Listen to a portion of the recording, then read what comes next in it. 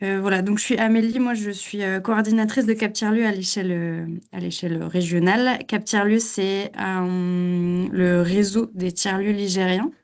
Euh, je vais vous partager si je trouve mon écran. Hop. J'ai juste deux petites slides avant que Alizé du GIP prenne la main pour vous parler du GIP Café Culture et des dispositifs d'aide au financement. Donc Cap Tiers-Lieu, c'est le réseau régional des tiers-lieux des Pays de la Loire. On a quatre grandes fonctions qui sont d'être un réseau ressources pour les tiers-lieux ligériens, donc production et diffusion de ressources, un réseau de pairs pour tiers-lieux, donc là c'est plutôt l'animation de temps inter-pairs pour les tiers-lieux ligériens, donc qui pour nous s'anime plutôt à l'échelle départementale tous les 2 ans à travers une rencontre régionale des tiers-lieux. On a un réseau d'appui au développement et à la consolidation des tiers-lieux ligériens. Donc là, c'est plutôt qu'on accompagne et on forme les acteurs des tiers-lieux. On appuie le développement des tiers-lieux, notamment par notre rôle de plaidoyer et d'appui des collectivités à soutenir les tiers-lieux de leur territoire. Vous avez en bas l'ensemble des acteurs qui composent le collectif. On a voté en 2026 notre feuille de route pour les 5 prochaines années avec 3 grandes priorités qui ont été actées. La première, c'est de prendre soin de vos collectifs de tiers-lieux et de les faire perdurer, d'appuyer vos coopérations territoriales et vos coopérations avec d'autres tiers-lieux et de consolider ou de vous appuyer dans la consolidation de vos modèles économiques. L'idée, c'est que ce soit trois grandes thématiques qui guident nos actions et c'est comme ça qu'a émergé l'idée des WebEco. Donc l'idée, c'est que ce soit des cycles de webinaires avec l'intervention d'une structure qui soit ressource pour vous en financement, mais pas sur du financement socle qui vous aide à cofinancer vos activités. Euh, qui est pendant ces temps-là le témoignage d'autres tiers-lieux qui mobilisent ces dispositifs pour voir aussi les contraintes et les avantages à mobiliser ce dispositif et puis que vous ayez le temps derrière de pouvoir poser vos questions et que l'intervenant, intervenante puisse y répondre. Donc c'est comme ça que ça va se dérouler aujourd'hui. On pourra revenir juste à la fin sur les prochains temps qui auront lieu en juin et juillet. Et pour l'heure, je laisse la parole à Alizé du GIP pour la présentation du dispositif, enfin des dispositifs que le GIP porte. Et j'ai un doute sur le fait si l'enregistrement est bien en cours. Je Je laisse la crois parole à que Alizé. c'est bon pour l'enregistrement. J'ai vu passer un petit message. En tout cas, bonjour à tous et toutes. Du coup, je suis Alizée, donc directrice adjointe du GIP Café Culture. Et du coup, l'idée, c'est qu'on puisse vous présenter aujourd'hui le dispositif. Donc, je vous partage le site internet du GIP. Donc peut-être pour revenir sur le démarrage, le lancement du GIP et pourquoi le GIP. Le GIP Café Culture, il a été créé en avril 2015, donc il y a plus de 10 ans maintenant. Et l'idée, c'était de répondre à une problématique qui était un peu insolvable, de dire nous, on est un bar et on veut faire jouer des artistes, mais ça nous coûte trop cher. Et les artistes qui disaient, bah moi, je peux pas vivre d'un sandwich et d'une bière. Du coup, autour de ce constat un peu stérile, l'État s'est mobilisé avec des collectifs, avec des collectivités territoriales, pardon, et des syndicats, notamment syndicats de l'hôtellerie-restauration et la CGT Spectacle, pour faire une tentative de résolution du problème et a du coup créé le GIP Café Culture, donc qui est un groupement d'intérêt public dont les membres sont donc des collectivités territoriales, l'État et des membres de droit privé, donc les syndicats notamment, et on a aussi audience parmi nos membres de droit privé. Et le GIP Café Culture a du coup vocation à gérer 2 fonds d'aide à l'emploi pour soutenir l'emploi des artistes et faire en sorte que les artistes soient déclarés correctement dans les établissements lorsqu'ils jouent ou lorsqu'il y a du spectacle vivant. Donc nous, on s'adresse vraiment à ce qu'on va appeler les employeurs occasionnels du spectacle. Donc employeur occasionnel, c'est un faux ami, c'est pas ceux qui organisent peu de spectacles, c'est ceux qui n'ont pas comme activité principale le spectacle vivant. Du coup, c'est assez important à avoir en tête parce que notamment dans les employeurs occasionnels, il y a des gens qui peuvent avoir la licence d'entrepreneur du spectacle, faire plus de 6 spectacles par an, mais par ailleurs avoir une activité dont le cœur de métier n'est pas le spectacle vivant et ils peuvent du coup bénéficier du GIP Café Culture sans problème. Donc nous, on gère deux fonds d'aide, je l'ai dit. Un premier fonds, donc, qui est le fonds historique du GIP Café Culture, qui est un fonds destiné aux cafés, hôtels et restaurants. Quand on dit café, hôtel et restaurants, on peut évidemment faire rentrer dans ce fonds-là des tiers-lieux, vu que je m'adresse essentiellement à des tiers-lieux, notamment lorsque vous avez un code d'activité principale de débit de boisson. Donc, si votre modèle économique est basé notamment en majeure partie sur du débit de boisson, ou en tout cas intègre en ressource principale le débit de boisson et que votre code d'activité principale est de débit de boisson, vous bénéficierez du code du fonds café, hôtel et restaurant, donc qui est un des fonds les mieux dotés entre guillemets du GIP Café Culture, puisque comme c'est le fonds historique, les collectivités territoriales contribuent énormément à ce fonds et du coup les plafonds d'attribution des aides sont plus élevés. Pour rentrer dans ce fonds-là, par contre, l'idée, c'était d'aider des établissements de petite taille, de petite jauge. Et du coup, il faut bénéficier, ou en tout cas avoir un ERP, donc type N, donc qui stipule que vous avez un débit de boisson au sein de vos locaux, et de catégorie 5, donc avec une jauge inférieure à 200 places. Donc ça, vous le trouvez sur vos registres de sécurité, et c'est des documents qu'on vous demandera au moment de votre inscription sur le site du GIP. Ce fonds, du coup, il peut s'adresser aux tiers-lieux, évidemment, et on en a plein qui rentrent dans ce fonds-là. Mais on a aussi, depuis 2023, un autre fonds qui a un nom quelque peu, voilà, peu ragoûtant, mais qui finalement fait le job, vu que c'est le fonds pour tous les autres employeurs occasionnels. Donc là-dedans, on va faire rentrer toutes les autres structures qui n'ont pas comme activité principale le spectacle vivant, mais qui en font et qui n'ont pas, du coup, comme ressource principale le débit de boisson. Et du coup, là-dedans aussi, on peut faire rentrer évidemment des tiers-lieux, notamment des tiers-lieux qui auraient du coup comme activité, par exemple, la location d'espace, comme code d'activité principale de la location d'espace, parce que c'est des espaces de coworking, des tiers-lieux qui ont des codes d'activité d'associations, donc en 94-99 Z, peuvent rentrer dans ce fonds-là, dès lors que leur activité principale et leur ressource principale n'est pas le débit de boisson. Donc voilà.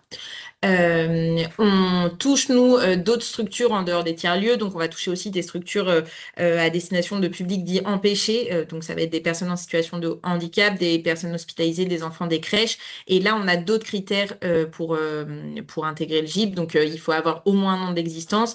Mais du coup, on ne va pas demander ce qu'on demande pour le fonds autre employeur occasionnel, à savoir avoir moins de 10 salariés en ETP, donc en équivalent temps plein sur la structure.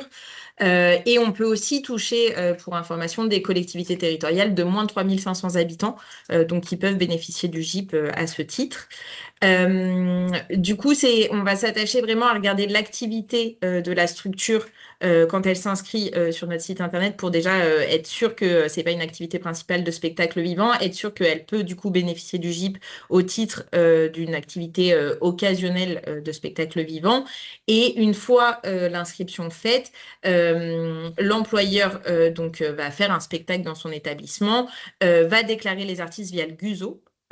Et du coup pourra bénéficier d'une aide du GIP. L'aide, elle est forfaitaire au GIP Café Culture, c'est du coup toujours la même et elle dépend du nombre d'artistes salariés sur la journée. Donc, si vous faites un événement et que vous avez 3 groupes de musique de 2 personnes, vous arrivez à 6 artistes et du coup, on prendra en charge 60% de la masse salariale. Donc, si vous êtes sur une jauge de moins de 300 places, ce sera 646,88 € et si vous êtes sur une jauge de plus, ce sera 947. Les montants, ils varient en fonction de la jauge parce que les salaires minimums qui sont imposés ne sont pas les mêmes. Donc, les salaires minimums, vous les retrouvez aussi sur le site internet. Ils sont de 119,01 € brut par artiste quand vous êtes sur des jauges inférieures à 300 personnes et 174,36 € quand vous êtes sur des jauges supérieures ou égales à 300 personnes.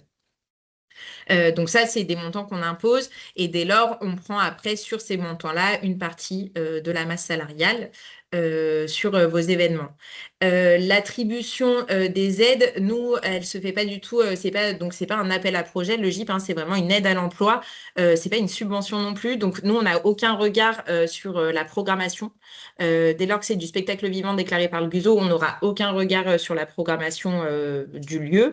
Le seul critère pour avoir l'aide, c'est du coup de pouvoir bénéficier du GIP, évidemment, mais c'est aussi qu'il reste des sous dans les enveloppes qui qui sont attribués.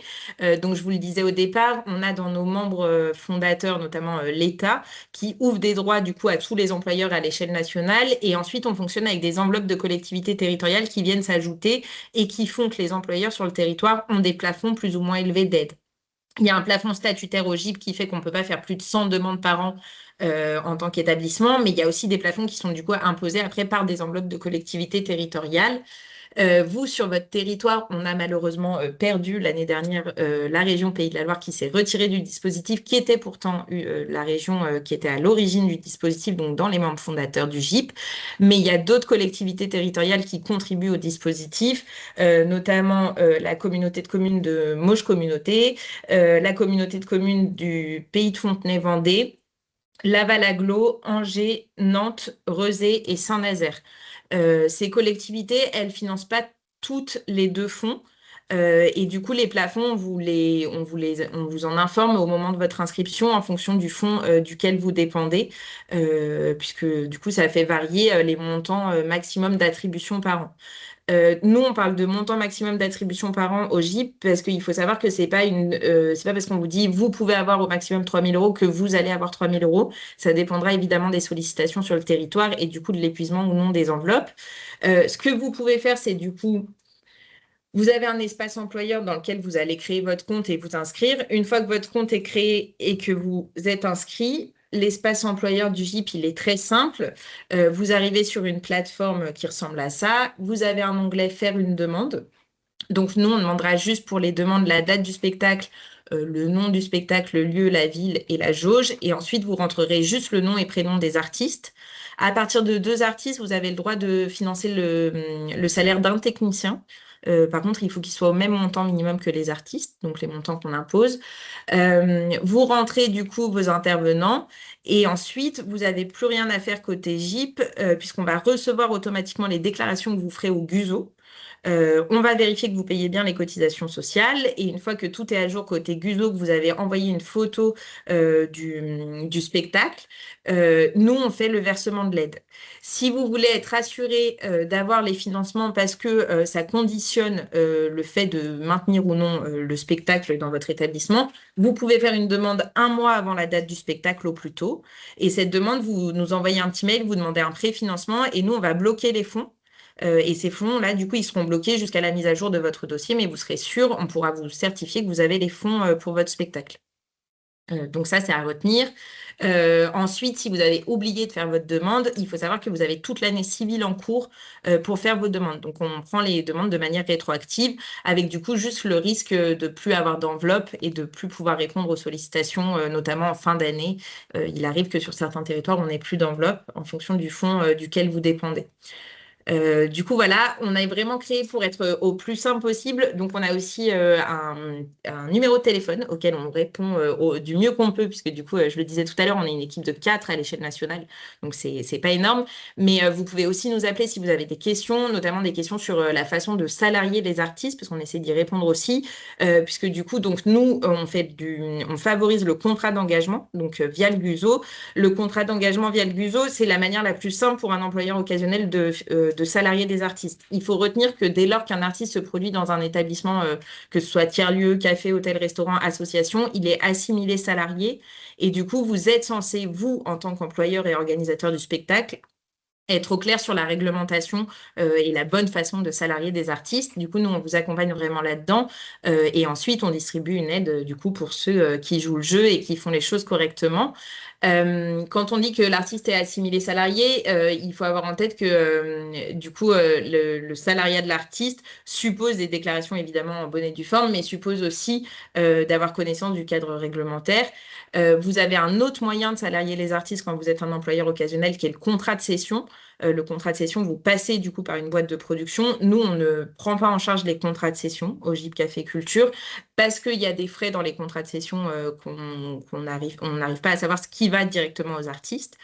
Donc voilà, on favorise le contrat d'engagement qui est vraiment la façon la plus simple pour vous de faire. Le GUSO est aussi très disponible. Ils ont une plateforme d'écoute téléphonique qui a été mise en place il y a plus d'1 an là, et qui permet de répondre à toutes vos questions. Ils peuvent vous accompagner si c'est la première fois aussi aussi que vous faites des déclarations via le Guzo. Donc, il ne faut pas hésiter aussi à les appeler avant de faire vos déclarations tout seul et de mal déclarer, entre guillemets, ou en tout cas de ne pas mettre les bons montants aux bons endroits, de ne pas avoir les bonnes données de cotisation sociale. Donc, vous pouvez les appeler. Je pourrais redonner le numéro aussi, le renvoyer à Amélie si besoin pour la plateforme d'écoute du Guzo. Et du coup, voilà. Voilà pour le GIP. Donc, nous, 2 fonds d'aide à l'emploi à retenir. Les tiers-lieux peuvent rentrer dans les deux. Il faut faire attention quand on est un tiers-lieu à la structuration. Nous, on va avoir du mal à faire rentrer, et je le dis parce que ça arrive malheureusement quand même assez régulièrement, les tiers-lieux qui sont structurés avec un code d'activité principal d'association en 94-99 Z, mais qui ont comme ressource principale le débit de boisson, ne peuvent pas rentrer aujourd'hui, vu qu'on a 2 fonds séparés, dans le GIP Café Culture, parce que du coup, ils répondent pas du fonds Café, Hôtel et Restaurant, parce qu'ils n'ont pas de code d'activité principale de débit de boisson, et ils répondent malheureusement pas du 2e fonds, vu que leur ressource principale est le débit de boisson. Donc, c'est juste la petite subtilité. On sait que ça existe évidemment. On travaille, nous, par ailleurs, en interne, hein, pour voilà, lever les freins pour l'obtention des aides et faire en sorte que les structurations qui sont imposées au GIP répondent de la réalité aussi des acteurs, mais pour l'instant, c'est la petite limite sur certains tiers-lieux. Donc voilà, n'hésitez pas à nous appeler pour les questions. Enfin, on pourra du coup vous donner des informations une fois qu'on a votre code APE, votre SIRET et votre numéro GUSO, on pourra voir ça ensemble. Et voilà. Je ne sais pas si c'est clair, s'il faut que je rajoute des choses. Vous avez un outil, donc là, vous avez une carte sur le site internet qui vous permet de voir toutes les communes sur lesquelles des employeurs ont fait les demandes. Donc, vous voyez qu'en Bretagne, évidemment, on a énormément de demandes parce que beaucoup de collectivités territoriales qui sont impliquées. Sur votre territoire également, hein, on a beaucoup de demandes aussi. Vous avez un simulateur que je ne vous conseille pas, et je le dis, il n'est pas à jour aujourd'hui parce que du coup, les cotisations du GUSO ont augmenté récemment, les cotisations sociales côté GUSO. Donc, je vous conseille plutôt d'utiliser le simulateur sur le site du GUSO qui donne vraiment les bons montants. Et ensuite, vous retrouvez du coup dans l'onglet fonds d'aide tous les montants, donc les montants de salaire imposés et du coup les montants de prise en charge. Le tableau s'arrête à 10 salaires parce qu'il fallait bien s'arrêter, mais si vous avez un spectacle avec 15 salariés, évidemment, il faut déclarer tout le monde et on prend en charge du coup plus de 10 personnes si les plafonds nous le permettent, hein. Donc, c'est vraiment le tableau s'arrête là parce que vous ne pouvez pas le continuer à l'infini. Mais voilà. Et du coup, à retenir, donc vraiment l'interopérabilité avec le GUSO qui fait que vous n'avez pas de démarche en plus de juste la demande avec date du spectacle, nom des artistes. Ensuite, on reçoit tout automatiquement. Donc, l'idée, c'était aussi de simplifier au maximum les démarches et faire en sorte que ce ne soit pas trop lourd administrativement parlant. Donc, voilà. Merci Alizé. Peut-être qu'on peut passer au témoignage de Morgane qui mobilise le fonds Café, Hôtellerie, Restauration avec le petit campo. Et Morgane, si tu veux présenter le petit campo et comment tu mobilises le fonds, ce que tu vois comme intérêt et complexité pour y avoir accès. Oui, bonjour tout le monde.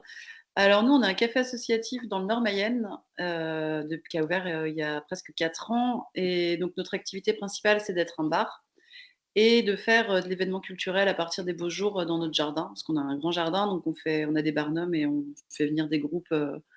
Par exemple, l'année dernière, on a fait à peu près 20 événements sur l'année, mais il y a un peu de tout, que ce soit du concert, du spectacle, du conte, du théâtre, de l'animation pour enfants. Enfin voilà, on essaie de faire vivre le lieu, voilà, qui en est pour un peu pour tous les goûts.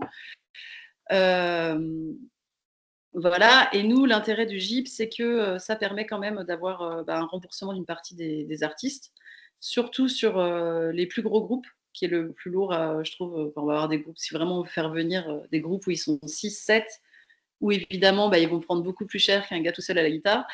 Parfois, ça pique un peu au niveau budget. Là, on va avoir une bonne partie quand même qui va être remboursée par le GIP, ce qui est assez intéressant. Voilà un peu l'intérêt du GIP pour nous sur le café. Après, la seule contrainte qu'on va avoir, c'est la déclaration GUSO, mais qui est quand même assez simple et c'est assez bien foutu pour que ce soit pas trop l'enfer. Et faire 3 photos du spectacle et le renvoyer après au GIP pour qu'il puisse, pour prouver que le spectacle a bien eu lieu avec tous les artistes, avec le public. Et donc, à partir de ces 3 photos-là, après, on peut avoir, ils déclenchent l'aide financière assez vite, je trouve. Alors, il paraît qu'il y a un, il paraît qu'il y a un, parfois on peut ne pas avoir, je crois qu'il y a, ça dépend des, ça, je regarde, je sais plus ton prénom, mais la dame du GIP, Alizé. Alice. On peut ne pas avoir d'aide. En fait, non, dans le sens où nous, vraiment, et je le disais, la seule limite quand on refuse une aide, c'est parce que les enveloppes des collectivités et de l'État, au moment où la demande est faite, sont épuisées. Mais on peut pas ne pas avoir d'aide si on a salarié correctement et si on est inscrit et qu'on peut avoir, enfin, une fois que l'inscription est validée, c'est très rare. Enfin, on ne refuse pas d'aide par principe de refuser ou parce qu'on a d'autres critères. Vraiment, le seul critère, c'est faire sa demande au moment où il reste des enveloppes. D'où le fait qu'on puisse anticiper, parce qu'on sait que des fois, ça conditionne la tenue d'un spectacle. Mais on sait qu'il y a des fausses idées reçues sur le GIP, mais on ne regarde pas du tout la programmation. Après, l'idée, c'est quand même d'accompagner les bonnes pratiques. Donc, pour ceux qui n'auraient pas eu l'aide, parce que ça peut arriver qu'on refuse des demandes, mais c'est souvent quand les artistes ne sont pas salariés correctement ou que les montants minimums en vigueur, qui sont des montants légaux par ailleurs, ne sont pas respectés et de beaucoup. Voilà. Ok. Ouais, moi, c'était une histoire d'enveloppe de fin d'année, par exemple. Ouais. Octobre, ça va devenir un peu plus galère. Je sais pas, et on m'avait dit aussi qu'il y avait une histoire de département, peut-être. Il y avait des départements où ouais. simple, il y a plus de demandes qu'ailleurs. Oui, il y a des départements où il y a plus de demandes qu'ailleurs. Après, du coup, sur ces départements-là, en général, on a quand même plus de collectivités aussi. Donc, les enveloppes, finalement, ça finit par s'équilibrer. C'est sûr que sur la fin d'année, si on fait notre première demande en décembre, c'est bien de l'anticiper parce que pour le coup, c'est des moments où les enveloppes s'épuisent. Nous, on est sur des années civiles, donc les enveloppes s'épuisent plus rapidement. Après, nous, l'attribution des aides, elle dépend en effet vraiment de la localisation de l'employeur et du lieu du spectacle. Si un spectacle a lieu sur un territoire, on va vraiment regarder tous les financeurs du territoire et c'est ça qui permettra d'avoir des montants de plafond qui différencient. Donc, on sait, là, le fait que la région Pays de la Loire se retire, ça génère un peu de frustration sur le territoire parce que du coup, c'était un territoire qui avait en plus pour habitude de solliciter le GIP énormément. On avait des très bonnes pratiques justement sur l'emploi réglementaire des artistes, donc c'était super. Et là, c'est sûr que du coup, il n'y a plus que l'État qui finance et les territoires que j'ai cités avant, mais avec des enveloppes beaucoup moins élevées que celles de la région. Donc voilà, après nous, notre travail en interne, c'est évidemment gérer les demandes courantes d'aide qu'on reçoit, mais du coup, c'est aussi d'aller mailler ce territoire, d'aller chercher des collectivités. Donc on travaille vraiment aussi en interne tous les jours, toutes les semaines, à ça, à échanger avec des collectivités, leur montrer l'intérêt du dispositif, montrer les besoins aussi sur le territoire. Donc, je ne l'ai pas dit, mais du coup, c'est bien aussi quand les employeurs qui sollicitent le dispositif continuent de faire les demandes, même s'ils savent qu'il n'y a plus d'enveloppe en fin d'année, parce que nous, ça nous permet d'aller renégocier les montants des enveloppes avec les collectivités en montrant les besoins. Si tout le monde arrête de faire ces demandes, les collectivités ont toujours l'impression que il n'y a pas de besoin ou voilà, c'est moins facile à démontrer. Donc, D'accord. Mais pardon. Non, sinon, nous, on n'a jamais eu de refus. À chaque fois, enfin, c'est toujours accepté, donc c'est super. Non, mais c'est vraiment top comme système. À chaque fois, je sais qu'on y... Enfin, il y en a qui parfois ils préfèrent les contrats de cession et tout, et en fait, non, le GIP, ça nous permet de pouvoir survivre. Donc, non, après, j'ai pas grand-chose à rajouter sur le fait qu'au café, on l'a utilisé, que ça a été pratique et que oui, ça nous permet clairement de faire des spectacles et des concerts. Voilà, j'ai pas des tonnes de choses à vous rajouter là-dessus en tant que Merci personne. Morgane.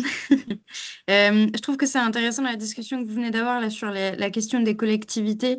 Je pense que les tiers-lieux, même si ça peut être beaucoup parfois, ont aussi un rôle à jouer pour aller toquer à la porte de leur collectivité pour aussi montrer qu'il y a des besoins sur les territoires d'avoir des fonds, que les fonds du GIP soient alimentés par des collectivités locales, notamment nigériennes. Voilà, donc faut pas hésiter aussi.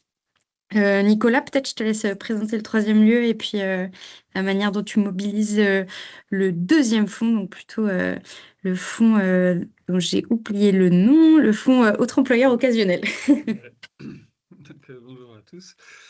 Donc vite fait sur le troisième lieu, a 10 ans. Initialement, c'est un espace de coworking, en fait, une activité privé lucratif, on va dire, qui au fil du temps s'est vu au sein même naître des énergies.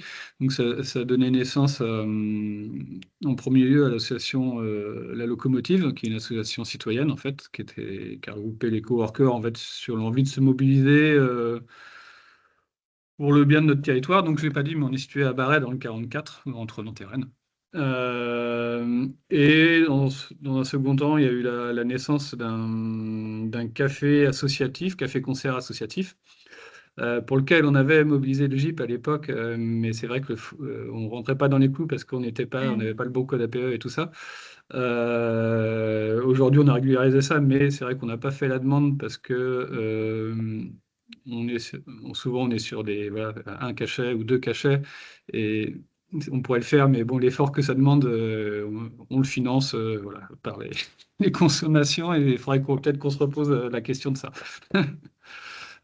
Sinon, on se sert du GIP en fait effectivement pour la Locomotive, qui est une autre association, l'association citoyenne, qui elle organise un festival une fois par an en plein air. Et je précise aussi, parce que du coup, dans Oui. le plein air, en fait, c'est considéré une jauge de plus de 300 personnes Oui. dans l'attribution. Donc c'est vrai que du coup, l'avantage pour les artistes, c'est que ça nous fait revoir l'année dernière les cachets à la hausse, qui initialement ils nous avaient demandé, en fait, qui étaient en dessous, leur demande était en dessous du minimum légal, du coup. Donc, du coup, c'est vrai que l'année dernière, en bénéficiant du GIP, ça nous a permis d'augmenter les salaires des guisos et de prendre un artiste de plus, un crieur de rue, en fait, tout en respectant le budget initial qu'on s'était fixé. Et ça nous a permis d'avoir un peu plus de 500 euros d'aide sur cette soirée-là. Et c'est vrai que voilà, grâce à ça, on a mieux payé tout le monde et on a salarié une personne en plus. Donc ça, c'est plutôt cool. Et c'est vrai que ça s'est relativement bien passé. Enfin, ça s'est très bien passé. C'est pas relativement bien passé, ça s'est très bien passé. On a été bien accompagnés dans la mise en route du compte et tout ça. Enfin, les justifications qui étaient demandées, qui sont relativement simples en fait, hein. Donc ça a été assez rapide et tout ça. C'est vrai que nous, il y a toujours le petit stress, mais peut-être qu'il n'est pas justifié de ce que je viens de comprendre. C'est de savoir si on aura l'aide ou pas, mais en fait, on peut la sécuriser dès le début, en Oui. fait. Un mois avant la date du spectacle. Ouais, c'est ça, juste un mois avant, quoi. Oui. En fait, on ne le fait pas plus d'un mois avant parce que l'idée, c'était de quand même laisser la possibilité à des employeurs qui prendraient connaissance en cours d'année aussi de pouvoir disposer d'enveloppes. Parce que du coup, il y a quand même des structures qui sollicitent le GIP qui sont très, très bien structurées, qui font énormément de spectacles et qui, du coup, ont des gens qui sont dédiés à l'organisation de cette partie-là et qui, du coup, risqueraient, si on fait plus d'un mois avant, de faire leur programmation sur toute l'année et, du coup, d'épuiser les enveloppes dès le début de l'année.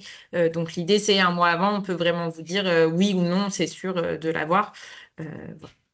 Ouais, non, mais ce qui s'entend, après, voilà, c'est vrai que ça reste toujours Oui. sur un événement associatif où on s'y prend plusieurs mois à l'avance, ça reste toujours un petit doute qui plane, mais voilà, ce qui s'entend, hein, c'est pas une critique, hein. En tout cas, ça permet voilà, pour nous, cette année-là, c'est vrai que c'est toujours le problème des contrats de cession, enfin là, on essaye de passer en guiso avec les artistes cette année, mais c'est un peu plus compliqué. Donc, c'est vrai qu'il y a toujours ce genre-là. Mais bon, en tout cas, ce qu'il faut retenir, c'est qu'il ne faut pas. Nous, on s'est retenu de le faire auparavant et il ne faut pas se retenir d'essayer au moins, de créer le compte et tout ça, et puis de solliciter le moment venu parce que c'est quand même des aides qui sont non négligeables quand on a des prods qui sont assez, en termes de quantité, qui mobilisent pas mal d'artistes, quoi. Et relativement simple. J'ai pas compris l'histoire, moi, des artistes qui ne veulent pas passer au guiso, ou alors j'ai mal interprété ce Il y a que tu disais. S'il y a des artistes qui préfèrent passer, en fait, il y a des artistes qui sont liés à des boîtes de production ou qui ont des compagnies et qui, du coup, ne passent que par des contrats de cession ou en tout cas privilégient le contrat de cession, notamment parce que, du coup, dans le contrat de cession, il y a une possibilité de rémunérer aussi des producteurs, ce que nous, on ne peut pas faire au GIP. Nous, on prend en charge un technicien, mais il faut que ce soit un technicien plateau, donc on ne prendra pas en charge de producteur, par exemple. Voilà. Mais du coup, c'est vrai que ça, c'est c'est la petite limite. Si les artistes veulent passer par un contrat de cession, c'est toujours voilà, un sujet à cet endroit-là pour l'employeur. Après, le contrat de cession reste une forme réglementaire. La discussion à avoir, c'est quand même de pouvoir aussi montrer que, en effet, avec le GIP, vous, ça vous permet en tant qu'employeur de maintenir des budgets et du coup de salarier au mieux les gens et potentiellement aussi de mieux rémunérer hein, que via un contrat de cession parce que vous avez une aide. Mais on sait que c'est voilà, la limite Mm. On a là-dessus. des cas de figure où des fois ils ne Mm. sont pas tous intermittents aussi dans Alors, la convention. pour le coup, ça, c'est une idée reçue et il y a certains artistes qui ne le savent même pas, mais le GUSO permet de salarier n'importe qui, même quelqu'un qui n'est pas intermittent, quelqu'un qui va faire un concert une fois dans sa vie via son numéro de sécurité sociale peut avoir un numéro de GUSO. Du coup, pour le coup, c'est du salariat aussi d'artistes qui ne sont pas forcément professionnels au sens intermittent du spectacle. Ouais, mais souvent, eux se bloquent face à... Ça leur semble complexe, en fait, alors que Oui, c'est un faux problème, je suis oui. d'accord. Mais c'est des cas de figure qu'on peut rencontrer, ouais. Merci Nicolas. Est-ce que ça évoque des questions? La parole est libre. J'arrête l'enregistrement en même temps.